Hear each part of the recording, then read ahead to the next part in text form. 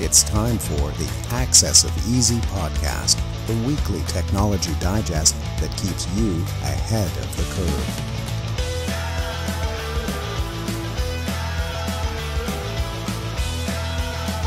Brought to you by EasyDNS.com.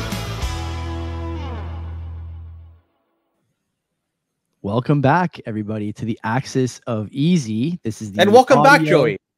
What do you mean? You were away last week, so welcome back to you. Oh, yeah. Well, we should mention that. We'll talk about that in a sec. So this is 319 audio compendium, sidekick to the newsletter. You know that, accessofeasy.com. Sign up.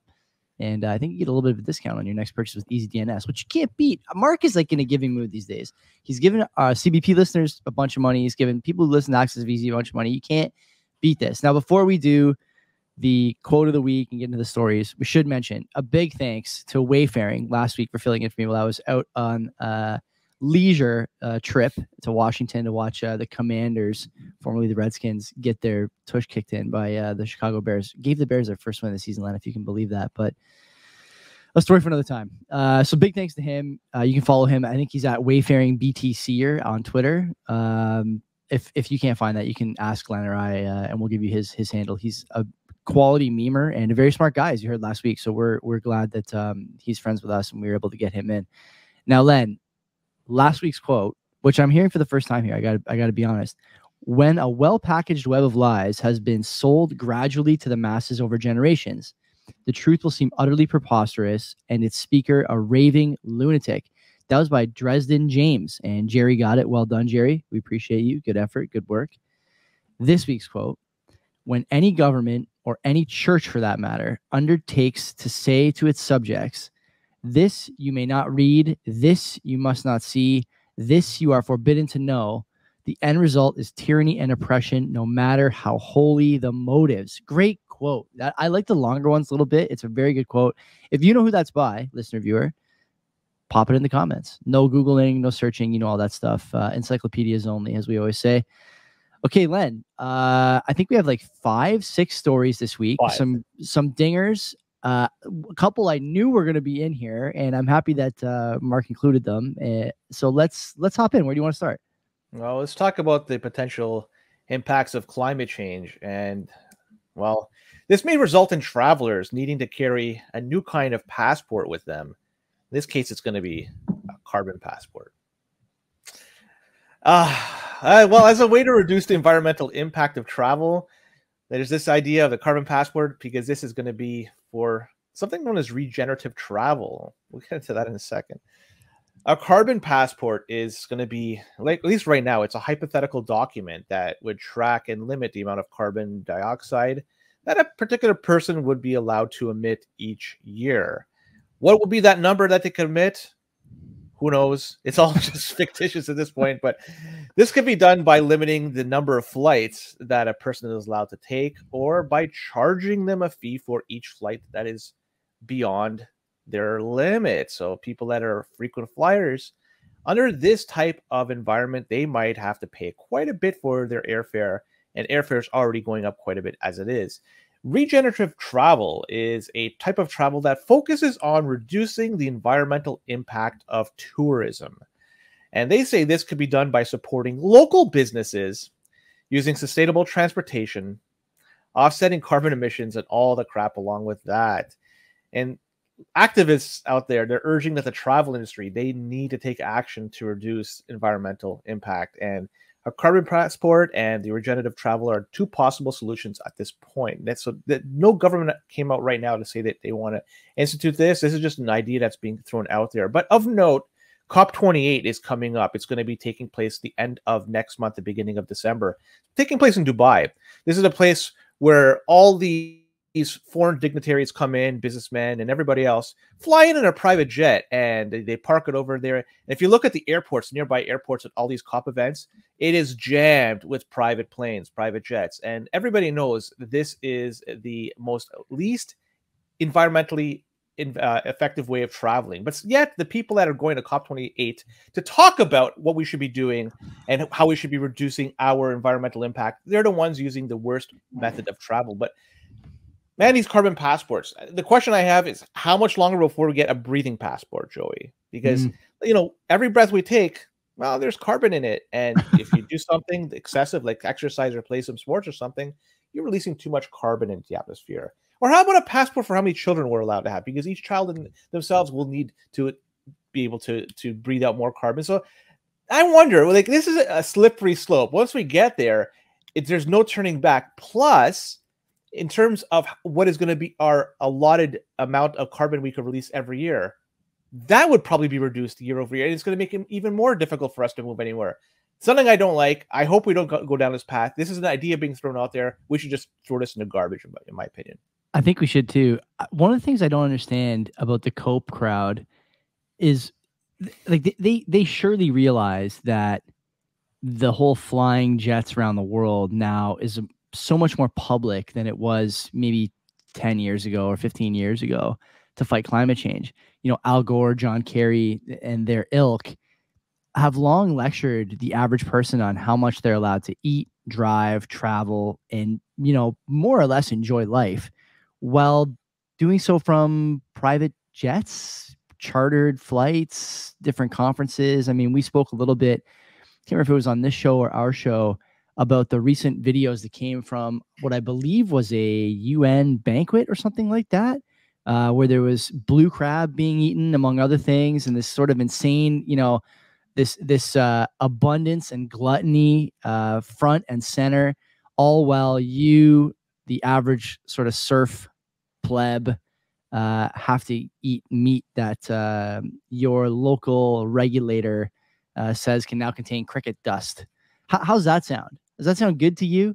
Carbon passports are like the least of your worries, because I think a lot of people these days are probably having trouble traveling anyways. But, you know, this is like, it's completely insane, but par for the course, right? We've seen a lot of things of this nature in the last little while, and this is just another one to add to the list.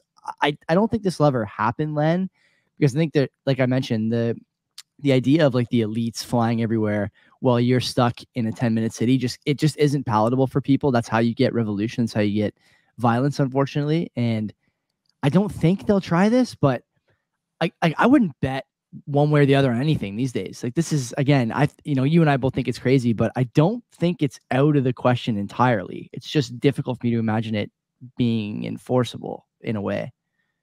I'll give you an idea, Joey. 15 years ago, Stefan Dion proposed a carbon tax. At the time when he did that, a lot of people said they laughed at him, said it was a laughable tax, and it didn't help him get elected. He was relegated to distant second in that election. 15 years later, trial balloon. It's here. So, I mean, if they talk about it, wait a decade and a half, and may it very well become a reality. It's all bad, buddy. It's all bad. Let's talk about, well, if we want to talk about bad, it's probably my pronunciation of these words. Ozempic. So last time I'm going to say that word, because this is also known as semaglutide. I think that's the easier word to say, so I'm going to go with semaglutide. This is an appetite-suppressing drug for diabetes, and this is causing issues for Walmart in a good way, I think. Semaglutide is a new drug, and like I mentioned, it's normally used to treat diabetes, but it also is used to deal with weight loss. And it's suppressing an appetite, which helps people that have diabetes or trying to lose weight. But this is concerning for those in the food industry. And some food companies are already, as a result of this drug being out there, seeing a decrease in sales from Walmart. Walmart, however, they're profiting on both sides of the fence, because not only are they selling the food here, which probably is decreasing in value or decreasing in volume, but they're selling more of this drug, which is good for them. Right. Semaglutide is changing the way people eat. In the past, people who were trying to lose weight would just often try diet and exercise. However, this semaglutide makes it easier for those trying to lose weight. This is simply by suppressing the appetite. It means people could lose weight without really having to make much changes to their lifestyle, diet, or exercise. But the potential implications of this are for the food industry. And as we can see, people are starting to lose weight, not eat as much food. There's less demand for food. And the food industry is not very happy with this. But in the end, if this is helping people lose weight, I think that's a good thing, because there's a lot of people out there that are quite heavy. But it's almost like you're not treating the cause, you're treating the symptom type thing. Yeah. Ultimately, I don't know what is the long-term impact of this. Taking a drug to suppress your appetite, maybe over time you will just develop an immunity to it, and you'll just go back to eating what you're doing, but still taking a drug. And I don't know. I mean, the FDA, I think that's the body responsible for approving these drugs, these over-the-counter drugs. Have they done enough research on this? I do not know. So something out there is a lot of people are taking advantage of it for losing weight, but the long-term impacts of this, I question it. I question if this is going to be good for the long term, but at least for the short term, people are enjoying it. So good for them. Yeah, rightfully so. Ozempic is something I'm somewhat familiar with because we've talked about it. Like in my personal life, I see these commercials all the time. And so I Google it, and before I know it, I'm on, I'm down the rabbit hole here finding stuff out. And it's also something that the guys on All In talk about with some frequency, because I'm sure they're investors in it, although they don't mention it. Ozempic doesn't only reduce appetite. What it does, or what it's allegedly doing, is curbing the enjoyment you get from sort of addictive behaviors. Everything from drinking alcohol, smoking, online shopping, et cetera, et cetera. Like no matter what you're doing, it's curbing that pleasure sensor, the pleasure receptor when you do that thing. And so eating for the obese is like this. And there's a lot of side effects, right? Like I think there's been some linkage to thyroid cancer in rats that this thing was tested on, and people often on Bitcoin Twitter, actually, I see this with some frequency.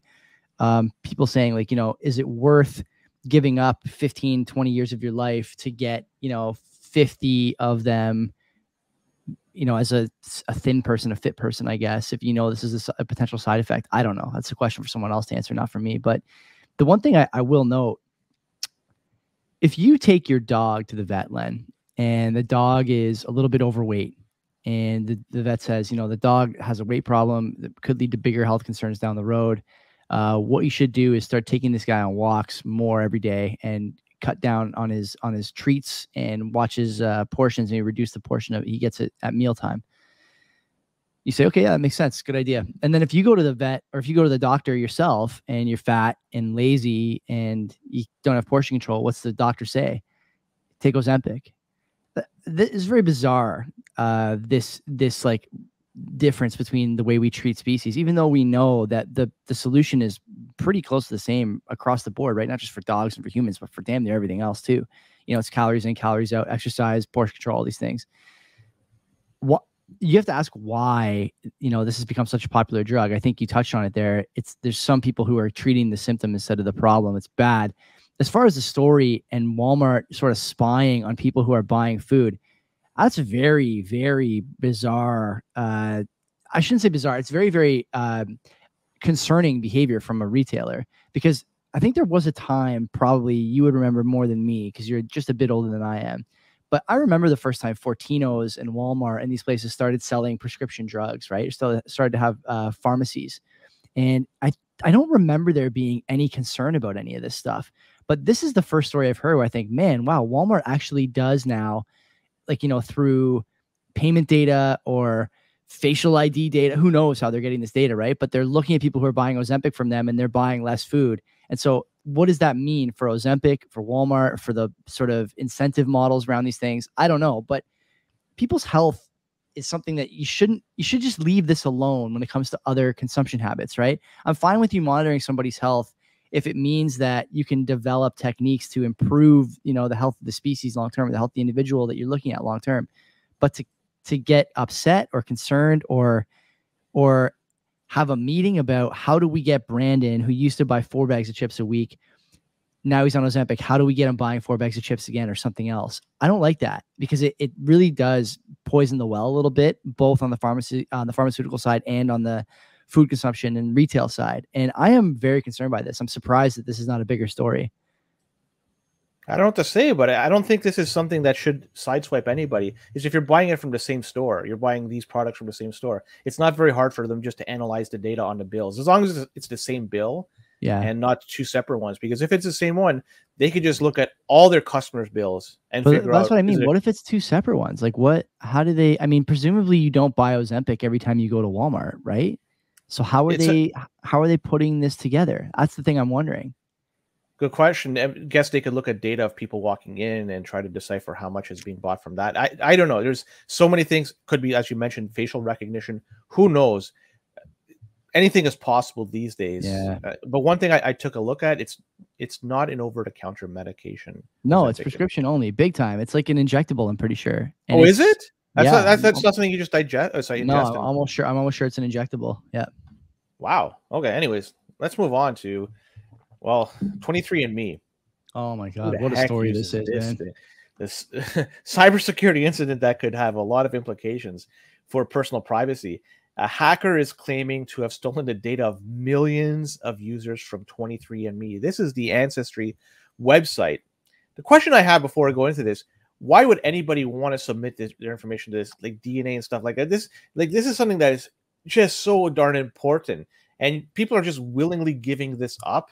Yeah. This is a result of what happens. It gets hacked, or anytime you give up something, you're potentially going to have it get hacked. But let's move on. The hacker who goes by the online alias Ryuk. What do you think? What is it, Joey? 3 out of 5, 4 out of 5? No, I don't even know how to pronounce it. Like, is it? I know in Street Fighter it's Ryu, but there's a K at the end. Is this Ryuk? Is it Ryuk? I don't know. Why do you think Street Fighter is Ryu? When you pick a character, it says Ryu. It's Ryu, man. It's Ryu. That's my God. Yeah. Here we go. So Jesus. Yeah, well, this is going to be the end of the CBP right now because Street Fighter killed it. But yeah, it's like they just added a K at the end. Anyways, I'm going to call it Ryuk. You can call it Ryuk. Posted a sample of the stolen data on the dark web forum, and he's demanding ransom payment in exchange for deleting the full set. So by doing this, he's showing that he does indeed have this information. And the people that have submitted their information to 23andMe should be shaking in their boots.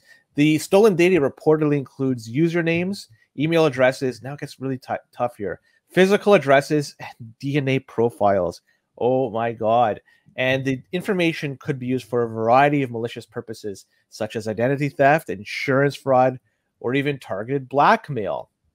And for people who are unaware, 23andMe, they're a genetic testing site. They confirmed that it's investigating the data breach. So it looks like it's indeed true. The company stated it is not yet able to verify the authenticity of the stolen data. Sure, it's stolen from what I can see here, but it's taken the incident very seriously. They also advise users to change their passwords and enable multi-factor authentication on their account. So basically, once the horses left the barn, we'll shut the doors and everything is good. So just a reminder out there that DNA data is actually very, very valuable to hackers out there, because more and more people out there, they're getting their DNA tested. And you should be very vigilant about where you're having this DNA tested and willingly giving it up. So yeah, if you are going to go through this, I don't recommend you do that. Choose a reputable DNA testing site, and be very careful what you post online, including social media, because this information can be used against you. And who knows how things can be used moving forward with DNA. Because this might be something we're going to have to be able to unlock certain things moving forward. And if somebody has access to that, and could verifiably tie it to an individual, and they have their name, address, and other information, that person is up the creek without a paddle. Yeah, it's dicey. I'm not going to add much to this because it's beyond me why anyone would use these services. But as we like to do here on Axis of Easy, we check the stock chart. The article notes that on the day this leaked, the stock closed down 1% to 86 cents. So I just thought to myself, it doesn't seem like a lot for a stock that just, went through this. Zoom out. It's down another 6 and change since then. It dropped 14% today. So people are not done selling this stock based on this information. I'll say that much. My advice to you is don't worry about your ancestry. Treat your ancestry like the mystery it is. It's cool because it's so uncertain, and giving your data away in this regard, it's brainless. It's so short term. It doesn't make sense. There's so many opportunities to nuke these honeypots, and I can't imagine what would go through someone's mind before they just gave away their stuff. And I think you have to even mail it in, Len. Talk about like chain of custody. Like you just like drawing blood or pissing in a cup or something. Like I have no idea. And mailing it to these guys? Absolutely not. Absolutely not. Agreed. Well, you lose like Amazon, UPS, FedEx, Canada Post, like they lose shit all the time. You're going to send these guys your genetic material in the mail? What are we talking about, man? Come on. You don't see these ring doorbell videos of the Amazon drivers, the delivery drivers? Like, yeah, if it isn't Pony Express, I don't trust it. Yeah, don't do it. Yeah. Anyways, there's a new twist on business email compromise, the BEC attacks, and hackers are now using Dropbox to steal Microsoft SharePoint logins. I love this. And the new wave How of many attacks. ways? Hold on a second. How in the last month, two months maybe? How many ways are we up to now where you to steal or like compromise SharePoint credentials? We got to be up to like 4 different ways now, right? I'm pretty sure. I don't have a clue. Now, I have to ask you on a professional level, do you use SharePoint at all? Because I do not. Really? Okay. So, so one of the two we do here. So 50% market capture. That's incredible. And still people use. Anyways, maybe this will encourage people not to.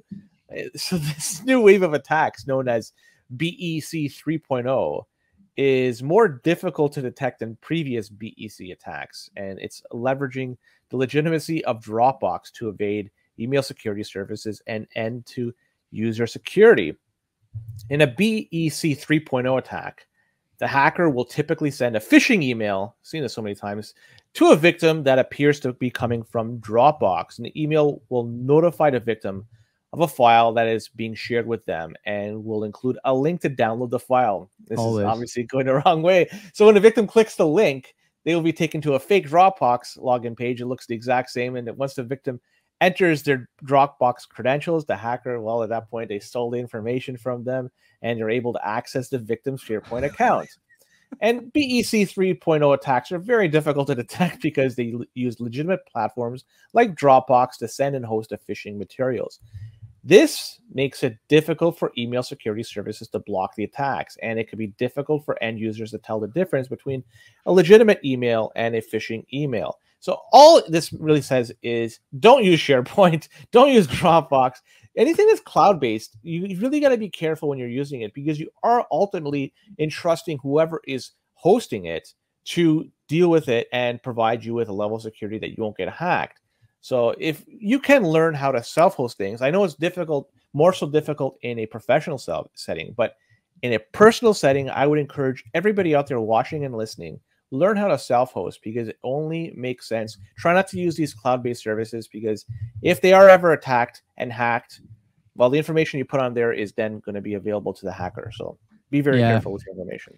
I mean, I know you're giving a little bit of cover to the end user there, like the Dropbox thing. Yeah, it makes it more legitimate. The file, the email, everything looks good. At the end of the day, like I think about the times I've used Dropbox, and I never like just download something that someone sends to me via Dropbox. I always find myself asking like, what is this? And I've done Dropbox like personally for my own stuff a few times.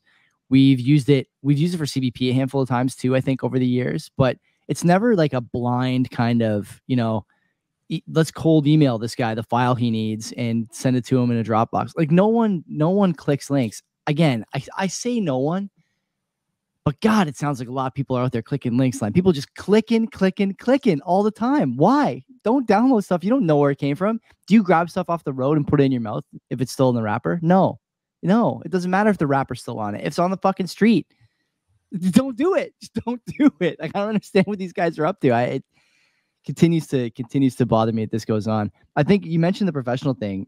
The Microsoft suite of services, I think for individuals is pretty sparsely used as far as I know. The market share for the operating system is pretty high, but I don't think a lot of people use stuff like, Dropbox and stuff like that for I don't know what's the best way to describe this. People aren't using SharePoint on their home computer, So this makes me think again, like I said a couple of weeks ago or a month ago now, this is like, it's targeting professional organizations, right?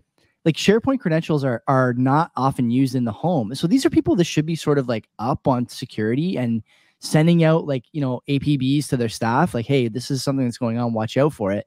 But it doesn't seem to be happening. Instead, we covered in Access of Easy after it's happened. And there's like there's no improvement on the professional side. Like, again, like I said, we've done stories now at least 3 or 4 times about SharePoint credentials being compromised or lost or stolen.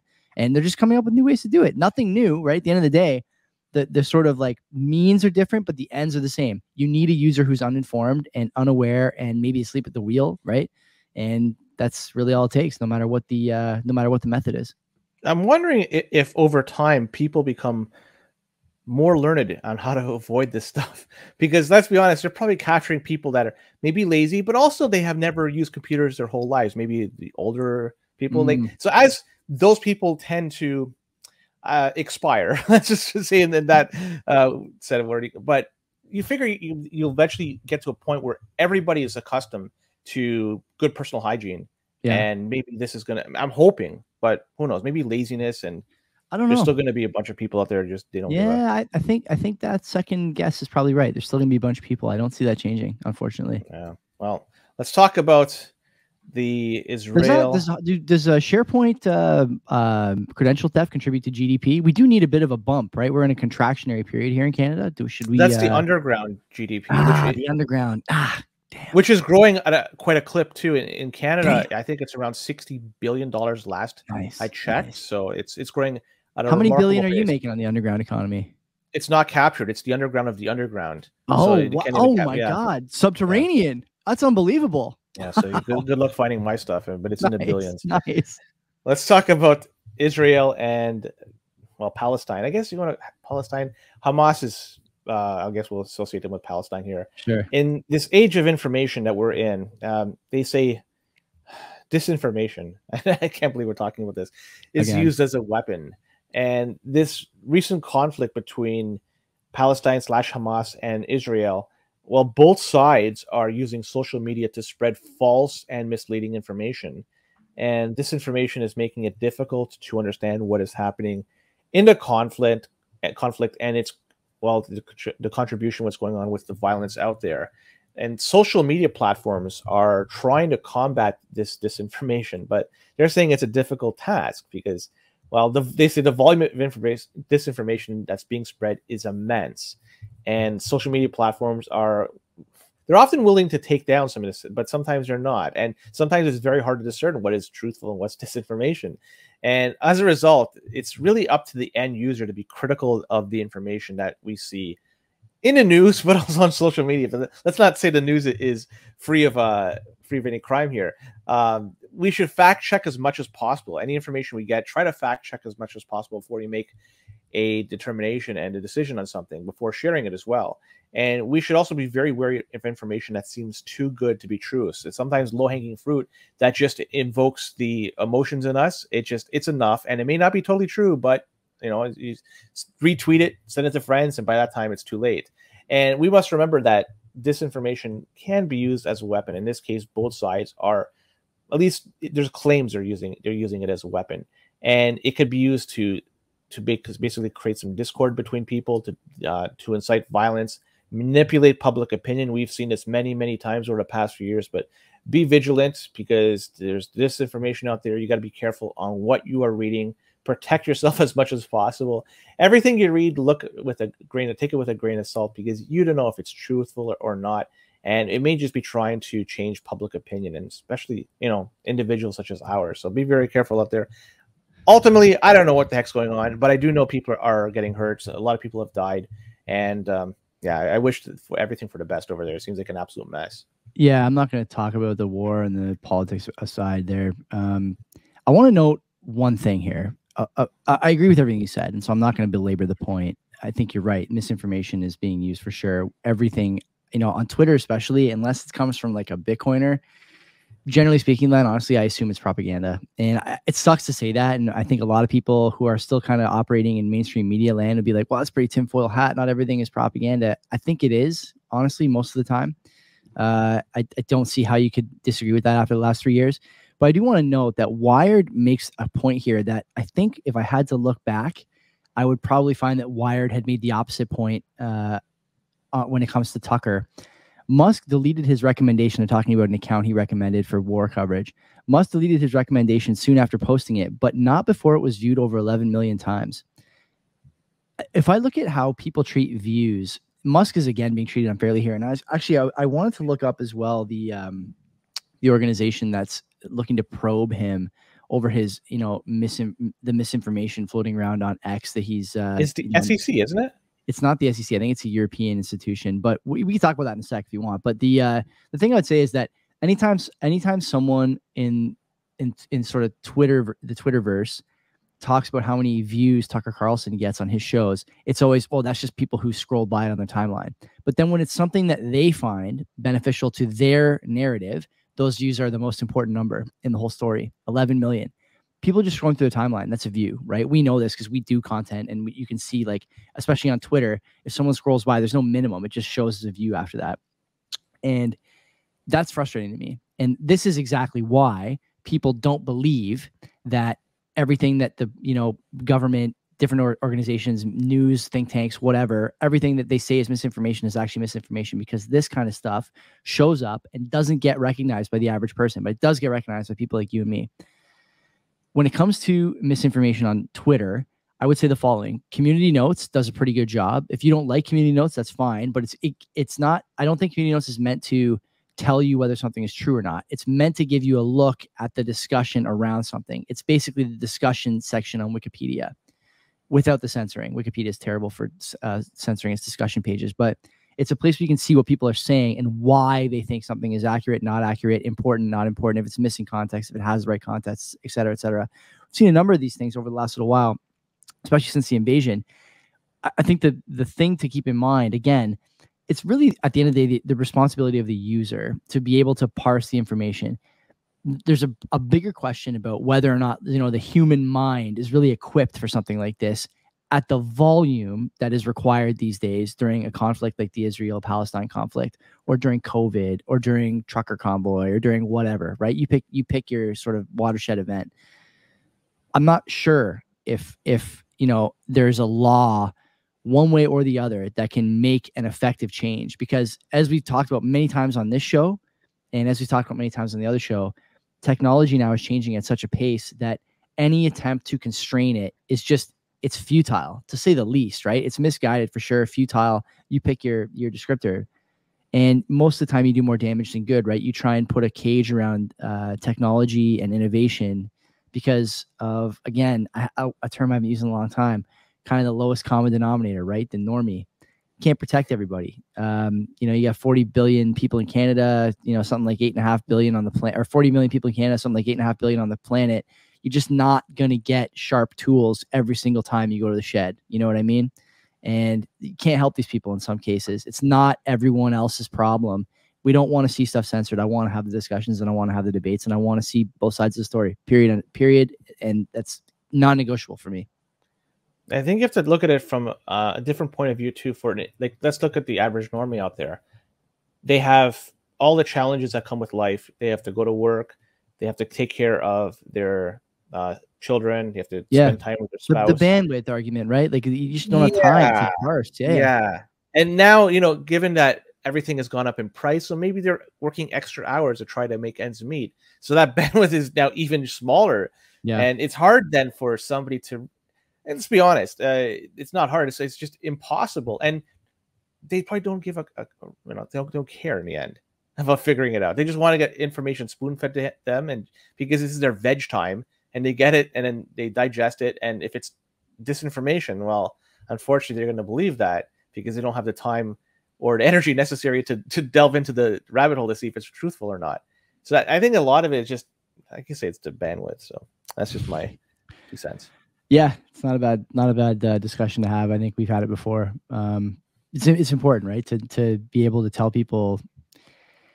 It's not important to tell people. It's important for people to know that there's maybe the problem is people don't know there's parsing to do, right? You don't necessarily have to do the parsing, but you have to know there's parsing to do. And if you can't do it, then maybe you don't participate in the discussion. I don't know. It's an evolving landscape, information wise, geopolitics wise. Of course, these things are happening faster and faster, and it's hard for people to get ahead of it. I don't blame them. Even for you and me, right? Like, whether it's this show or CBP, we're reading, watching, listening to tons of stuff every week. I'm sure, you're doing at least as much as I am, if not more. And it's like a full-time job to stay informed. And I think we've also talked about how I think a lot of people are just overwhelmed by it, right? It's like this thing that causes you, anxiety and grief, and you're down this rabbit hole of everything is doom and gloom. And I don't blame people for not wanting to be involved, to be honest with you. Anyway, sorry for another time. Let's wrap this guy up. Yeah, that was number 319. Come back next week for 320. accessofeasy.com. Subscribe to the newsletter, and you can subscribe to this program anywhere you get your podcasts, or on